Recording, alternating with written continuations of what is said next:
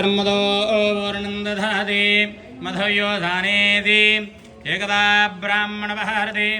एकदेव यजमानायुस्तेजो दधाति लक्ष्मीजननलाक्षाङ्ग साक्षात् श्रीवत्सपक्षसेत् क्षेमङ्गराय सर्वेषां श्रीरङ्गेशाय मङ्गलम् मङ्गलाशासनवदैर्मदाचार्यपुरोगमैः सर्वैश्च पूर्वैराचार्यै सुकृतायास्तु शुभमङ्गलम्